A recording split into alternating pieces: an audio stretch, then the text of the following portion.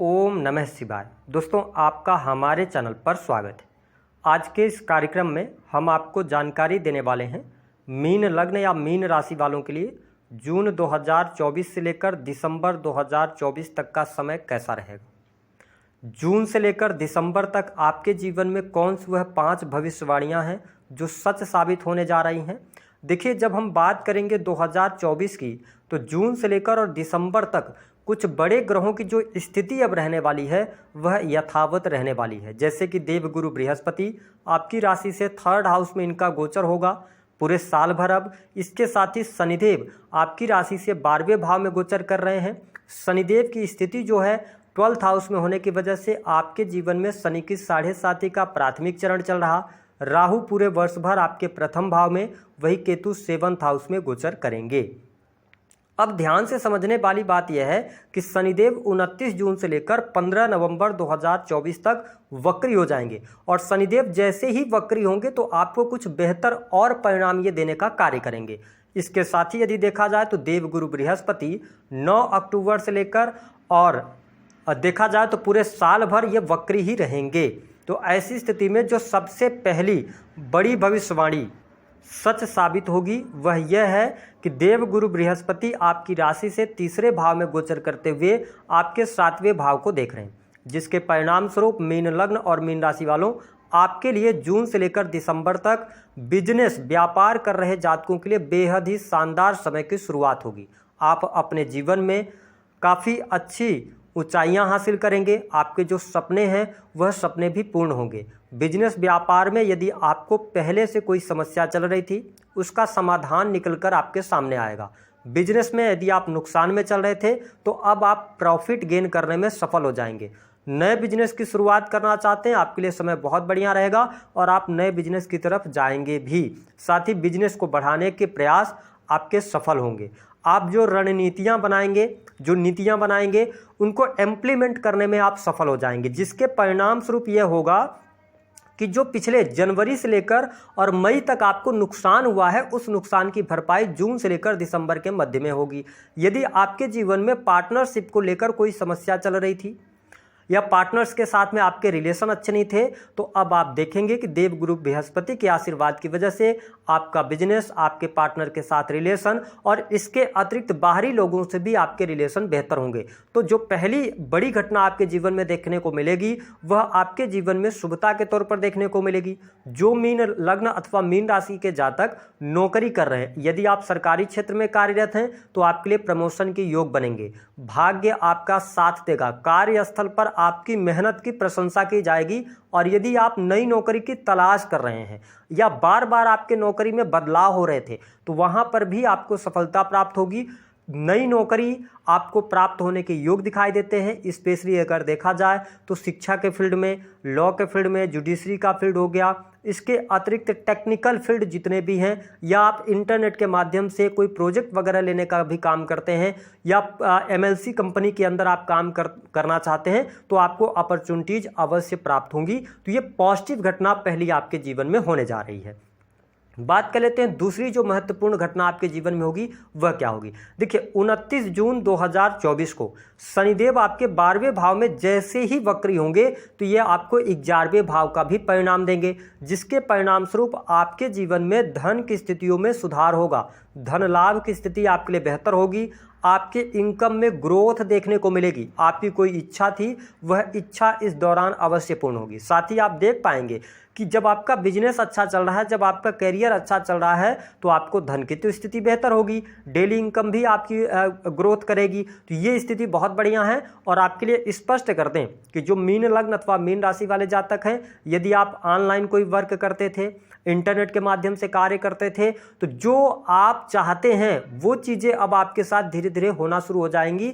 और शनि की 7.5 का प्राथमिक चरण का जो प्रभाव चल रहा था जो चीज़ों में डिले का सामना आपको करना पड़ रहा था उसमें कमी देखने को मिलेगी, यानी कि जल्दी आपके काम बनेंगे। तो धन के लिहाज से समय बहुत अच्छा रहने वाला है, धन लाभ की स्थिति आपके लिए बहुत बढ़िया रहेगी। लेकिन एक समस्या आपके सामने रहेगी, वह क्या रहेगी? मीन लग्न और मीन राशि वालों, शनिदेव वक्री हो जाएंगे और ये आपके सेकंड हाउस को देखेंगे। सेकंड हाउस होता है आपका संचित धन। तो देखिए, धन लाभ आपके लिए बहुत बढ़िया होता हुआ नजर आएगा, लेकिन वह धन आपके परिवार पर खर्च होगा, ठीक है, या आप कुछ वाहन वगैरह परचेज करेंगे, उस पर आपका पैसा खर्च हो जाएगा। तो कहने का यह मतलब है कि इस वर्ष में धन लाभ अच्छा हो रहा है, धन संचित करना यदि आप चाहते हैं तो उसके लिए थोड़ी सी प्रॉब्लम रहेगी, यानी कि धन के वजह से आपका कोई भी कार्य रुकेगा नहीं, लेकिन धन संचित करने में प्रॉब्लम क्रिएट हो सकती है। क्यों होगा? क्योंकि खर्च आप सही जगहों पर कर देंगे, इसलिए होगा। निवेश कर सकते हैं, इन्वेस्टमेंट कर देंगे, ऐसी चीजें देखने को मिलेंगी। हम बात करते हैं तीसरी जो महत्वपूर्ण घटना आपके जीवन में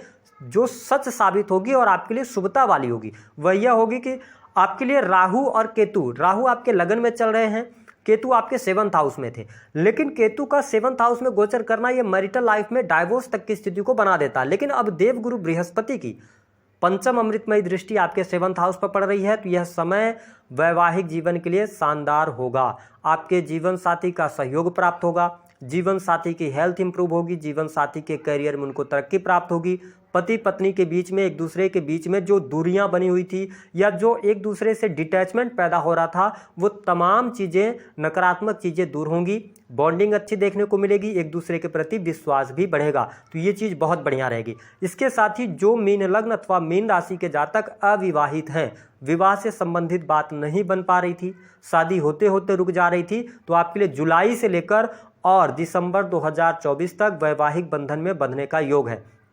अगर आप सेकंड मैरिज की तरफ जाना चाहते हैं, पहली मैरिज आपकी खराब हो गई, डाइवोर्स हो गया, किसी भी कारणवश आप सेकंड मैरिज करना चाहते हैं, आपको प्रयास करना चाहिए। वही प्रेम विवाह होने के भी योग इस टाइम फ्रेम के दौरान अच्छे दिखाई दे रहे हैं। तो मैं दाम्पत्य जीवन, जीवन साथी और आपका पर्सनल लाइफ को अच्छा आप देख पा रहा हूं। हम बात कर लेते हैं जो आपके जीवन में चौथी महत्वपूर्ण घटना होने जा रही है उसके बारे में। देखिए, चौथी जो महत्वपूर्ण घटना होगी वह आपके लिए भाग्योदय का रूप लेकर आएगी, यानी कि यदि आप विदेश जाना चाहते हैं, विदेश जाकर पढ़ाई करना चाहते हैं, विदेश में आप स्टेबल होना चाहते हैं, नौकरी प्राप्त करना चाहते हैं, तो यह समय आपके लिए अनुकूल रहेगा। जून से लेकर दिसंबर तक आपके लिए विदेश यात्राएं भी होती हुई नजर आ रही हैं।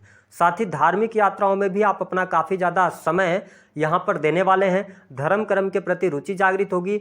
और साथ ही यदि आप धार्मिक क्रियाकलापों से जुड़े हैं, जैसे कि आप कथावाचक हैं या एस्ट्रोलॉजी के अंदर हैं, है ना, तो आपके लिए यहाँ पर लाभकारी समय देखने को मिलेगा। लोगों का सपोर्ट, लोगों का विश्वास जीतने में आप सफल होंगे। तो ये स्थिति बहुत ही बेहतर आपके लिए रहेगी। और मीन लग्न और मीन राशि वालों, जून से लेकर दिसंबर तक आप किसी धार्मिक गुरु या किसी व्यक्ति के संपर्क में आएंगे जिसका सजेशन आपके जीवन में काफ़ी हद तक सच साबित होगा, यानी कि उनके साथ में जुड़कर आप अपने जीवन में उनके द्वारा बताए गए मार्ग पर चलकर सफलता अर्जित करेंगे। और नो डाउट उस व्यक्ति से मुलाकात आपके जीवन को परिवर्तित भी कर सकती है। इसको लेकर आप बिल्कुल मतलब अवेयर रहिएगा। इसके साथ विदेश यात्रा बढ़िया है, विदेश में सेटलमेंट अच्छा हो रहा है क्योंकि आपका 12th हाउस भी एक्टिवेटेड है, शनिदेव वहां पर रहेंगे, और साथ ही 9th हाउस भी एक्टिवेटेड है, और 3rd हाउस, यानी आप अपने जीवन में छोटी मोटी यात्राएं भी करने जा रहे हैं। और साथ ही पिता के लिए बहुत अच्छा समय शुरू होगा। पिता की हेल्थ को लेकर जो आप लगातार परेशान थे, उनके हेल्थ में इंप्रूवमेंट, पिता से लाभ मिलना, पिता के करियर में शुभता देखना, ये तमाम चीज़ें आपके पिता के लिए बहुत अच्छी होने जा रही हैं। तो ये चौथी महत्वपूर्ण घटना आपके जीवन में घटित होगी। हम बात कर लेते हैं पांचवी जो घटना घटित होने वाली है उसको लेकर। देखिए, मीन लग्न और मीन राशि वालों, मेरा सजेशन ये रहेगा, शनिदेव 12th हाउस से आपके 6th हाउस को देख रहे हैं, तो कार्यस्थल पर वाद विवाद करने से बचिएगा। यदि आप सर्विस इंडस्ट्री के साथ में हैं तो आप जल्दबाजी नहीं कीजिएगा, क्योंकि सर्विस इंडस्ट्री के साथ में या सर्विसेज दे रहे हैं तो आपके काम बनेंगे, लेकिन थोड़ा पेशेंस आपको रखना पड़ेगा। दूसरी स्थिति यह रहेगी कि यदि आप सेल्स, मीडिया, मार्केटिंग से जुड़ा काम कर रहे हैं, ऑनलाइन का कोई काम करते हैं, तो आपके लिए समय अनुकूल रहेगा। लेकिन यहाँ पर मीन लग्न और मीन राशि वालों, आपको कोई भी जून से लेकर दिसंबर तक बहुत बड़ा लोन अमाउंट बैंक से नहीं लेना है। इस बात को आप नोट करके चलिएगा। लोन अगर आप लेना भी है तो बहुत कैलकुलेट करके लीजिएगा, ताकि आगे चल के आपको प्रॉब्लम क्रिएट ना हो। हालांकि लोन वगैरह भी, आप मकान वाहन का योग बनेगा तो आप लोन वगैरह भी लेंगे, लेकिन सहूलियत बस लीजिएगा, जरूरत से ज़्यादा लोन लेने से बचिएगा। और थोड़ा आप बाहरी लोगों के साथ में वाद विवाद करने से बचिएगा, क्योंकि आपकी वाणी की वजह से चीज़ें खराब हो सकती हैं। क्यों खराब होगी? क्योंकि शनिदेव आपके 12th हाउस में रहेंगे। 29 जून से ये वक्री हो जाएंगे और इनकी तीसरी नीच की दृष्टि मेष राशि पर पड़ेगी, जो कि आपके सेकंड हाउस यानी कि वाणी का भाव है। तो आप यदि ऐसे सेक्टर से जुड़े हैं जो कि पब्लिक सेक्टर है, जिसमें लोगों का सपोर्ट मिलना होता है, या आप राजनीतिक क्षेत्र से जुड़ाव रखते हैं, या आप किसी भी डिबेट में शामिल होते हैं, तो यहाँ पर आपको अपने वाणी पर संयमित होकर चलने की आवश्यकता रहेगी, क्योंकि वाणी की वजह से कुछ चीज़ें आप ऐसा रिप्रेजेंट करेंगे जिसको लोग अलग तरीके से ले लेंगे, तो जिसकी वजह से आपको प्रॉब्लम हो सकती है। दूसरी स्थिति मैंने बताया कि थोड़ा सा परिवार में कलह का वातावरण, स्पेशली आपकी जो इंस्टेंट फैमिली होती है वो 4th हाउस से देखी जाती है। तो 4th हाउस में प्रॉब्लम नहीं है, लेकिन आपके जो कुटुंबीजन हैं, जो रिलेटिव्स हैं, उनके साथ में थोड़े से बहस वाद विवाद से आपको बचने की आवश्यकता रहेगी। हालांकि शत्रु संबंधित समस्याएं आपकी समाप्त होंगी। कोर्ट कचहरी आदि के मामलों में आपको विजय प्राप्त होगी। तो ये कुछ महत्वपूर्ण घटनाएं आपके जीवन में घटित होने जा रही हैं। अब हम बात कर लेते हैं उपाय क्या करना है। देखिए, मीन लग्न और मीन राशि वालों, दो बातों का आपको ध्यान रखना है। आप धार्मिक क्रियाकलापों से जुड़े रहिए, आप कुछ न कुछ लोगों को डोनेट करते रहिए। दूसरी स्थिति क्या रहेगी कि आपको परिश्रम से पीछे नहीं हटना है, आपके कॉन्फिडेंस में भी वृद्धि हो रही है, साहस पराक्रम भी आपका बढ़ेगा।